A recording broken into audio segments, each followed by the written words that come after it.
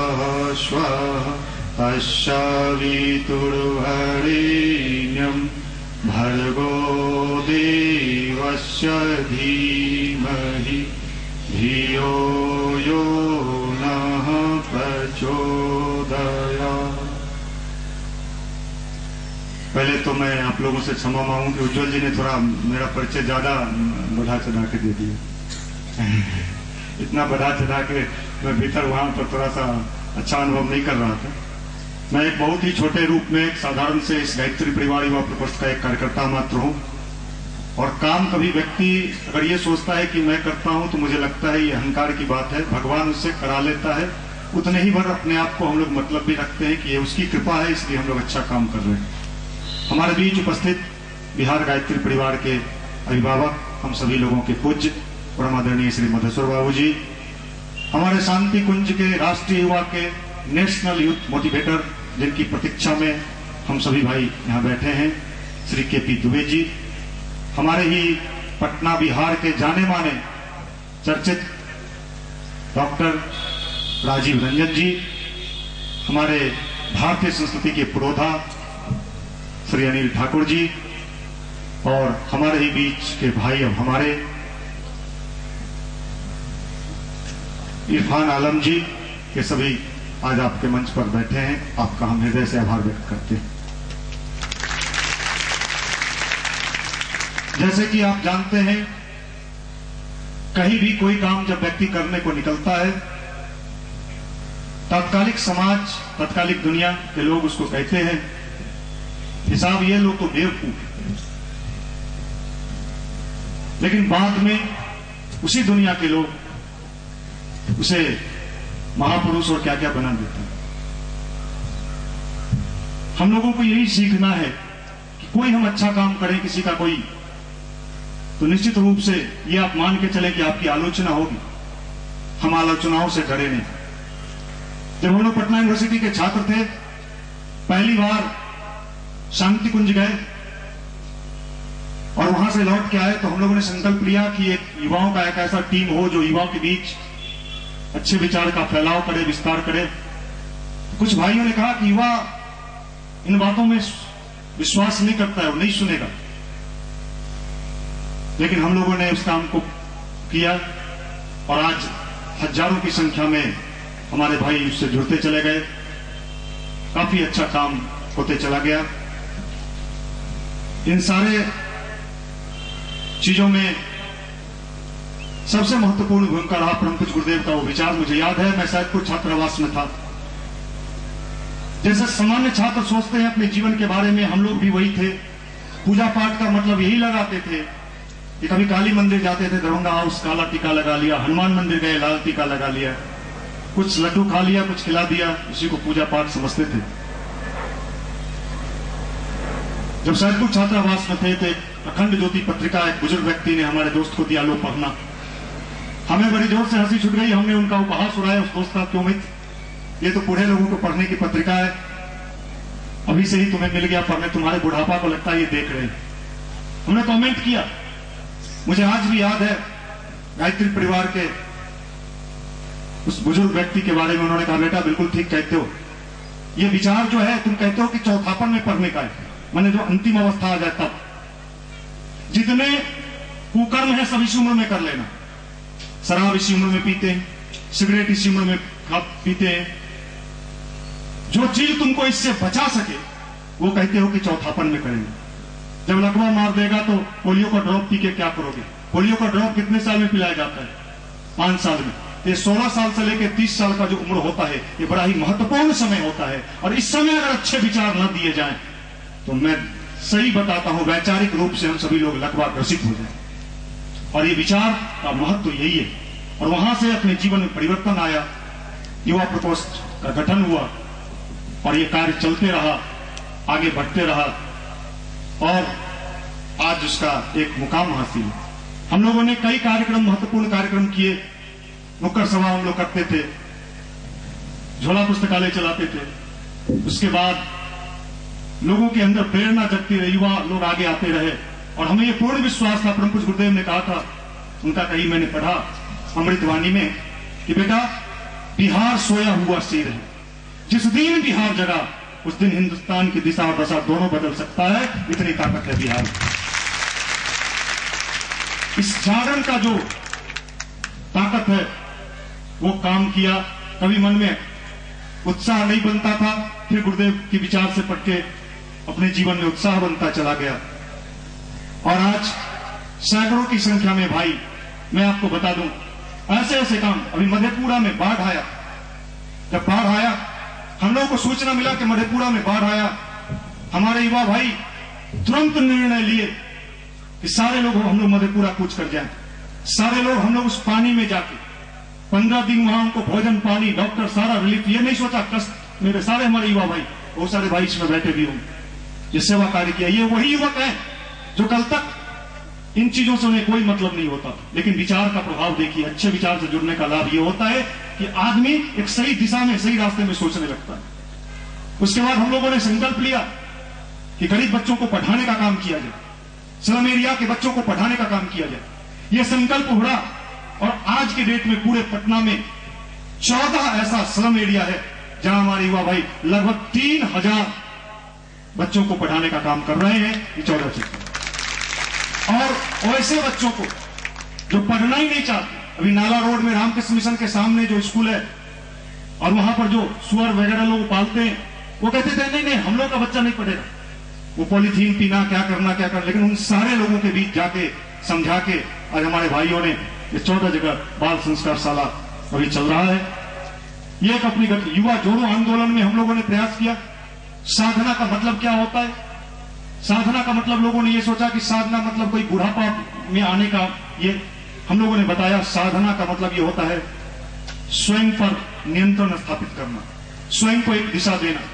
भारत, स्वामी विवेकानंद ने कहा कि भारत कर्म में विश्वास करने वाला देश है। जब से हम भाग्य में विश्वास करने लगे हमारा पतन होने लगा। कर्म अगर हम अच्छा करेंगे निश्चित मानिए हमारा भाग्य भी अच्छा होगा। यह कर्म एक बहुत बड़ी चीज है, और अगर हमने कर्म को सही करना सीख लिया तो कर्म सही कैसे करें, हमारे अंदर से सही कर्म करने की इच्छा कैसे जागृत हो। कहते तो सभी है कि आप अच्छा कर्म करो, मन लगा के करो, मन लगे कैसे? यही तो है इंडियन स्पिरिचुअल साइंस, भारतीय अध्यात्म, भारतीय संस्कृति, जो आपको अंदर से प्रेरित करता है आपको अपने कर्म के प्रति, और आपके अंदर से मोटिवेशन करता है। यही है अध्यात्म। इसी अध्यात्म विज्ञान की बात कभी स्वामी विवेकानंद ने पश्चिम में कहा था। और आज वो समय, ये काम नशा उन्मूलन में हमारे बीच भाई लोग आते हैं, वो कहते हैं बाद में कि भैया मैं आपके यहां आने के पहले खूब सिगरेट पीता, खूब गुटखा खाता था, लेकिन जब आप लोग को बैठे देखा, आप लोग से बातचीत हुआ, कुछ दिन बैठने लगा, बैठने मात्र से संगति का प्रभाव कितना पड़ता है देखिए। ये संगति का प्रभाव है, वो हमारे बीच मात्र बैठे और कुछ दिन के बाद स्वयं आके कहते हैं कि हमने ये नशा हम करते थे, ये नशा हमने छोड़ दिया। नशा उन्मुख, नशा आंदोलन, छोटे छोटे लड़के नशा के शिकार हो रहे थे, वो छूट रहा है। तनाव मुक्ति के लिए आज लड़के लोग इतने ज्यादा डिप्रेशन में, आप जानते हैं पटना में रह रहे हैं, डिप्रेशन की स्थिति प्रत्येक दिन हम लोग न्यूज़पेपर में पढ़ रहे हैं कि लड़के क्या क्या कर रहे हैं। पटना ऐसा सेंटर नहीं था, दुनिया के दूसरे देश में ये बात होता था कि लोग सुसाइड करते थे। आज पटना में पढ़ने वाले लड़के वो अपने पढ़ाई करते करते इतने ज्यादा डिप्रेशन में चले जा रहे हैं कि पंखा से लटक जाते हैं।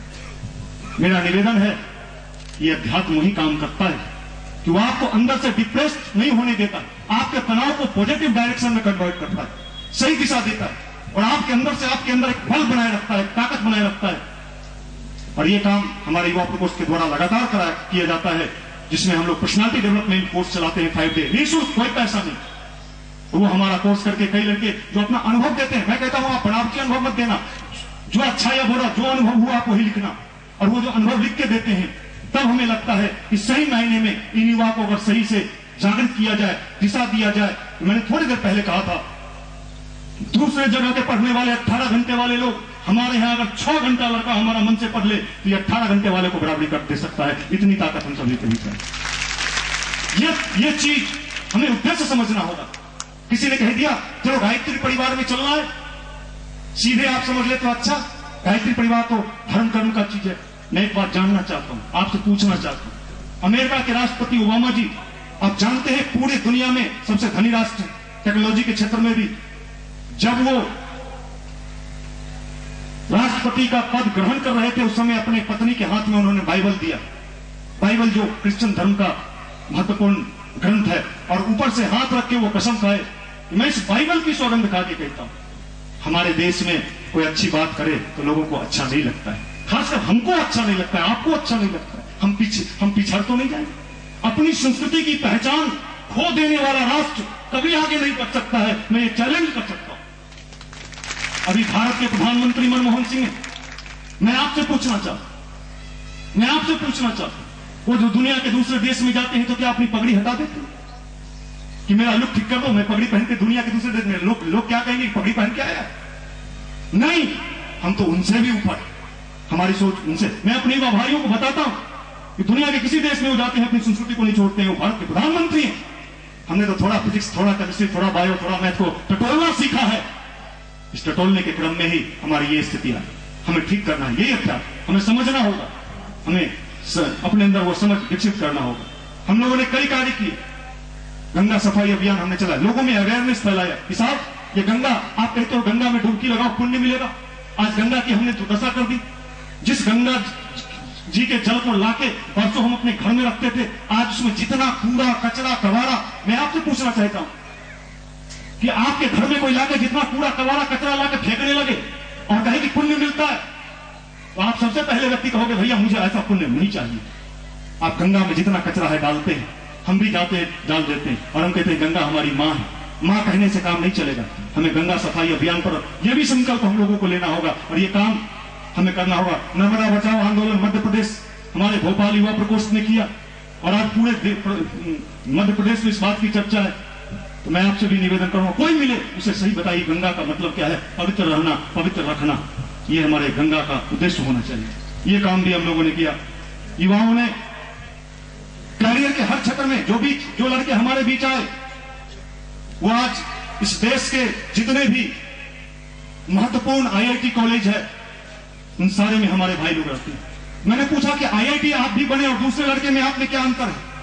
उन्होंने कहा दूसरे लड़के की स्थिति मत पूछिए भैया, फर्स्ट ईयर तक तो थोड़ा थोड़ा, और सेकेंड ईयर जाते जाते उनकी जो स्थिति है 60% लड़के, मैं इस मन से नहीं कह सकता हूं, नशा के शिकार। और वो नशा, वो कहते हैं हम लोगों को ऐसा संस्कार मिला।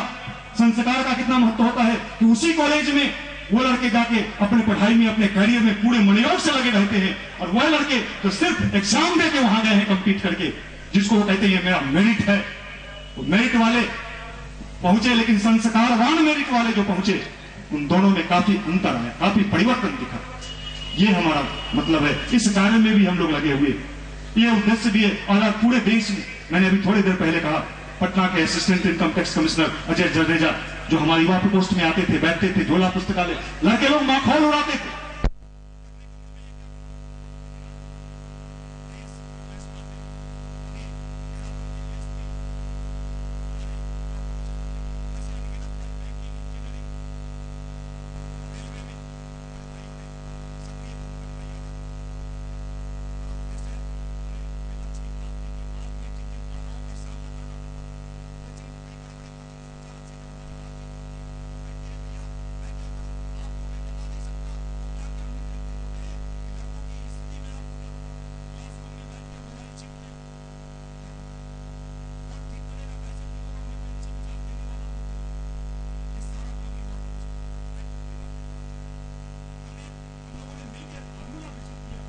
अध्यात्म का मतलब एक अच्छा इंसान बनना, परम पूज्य गुरुदेव कहते थे। और मैं एक बात आप लोगों से शेयर करना चाहता हूं,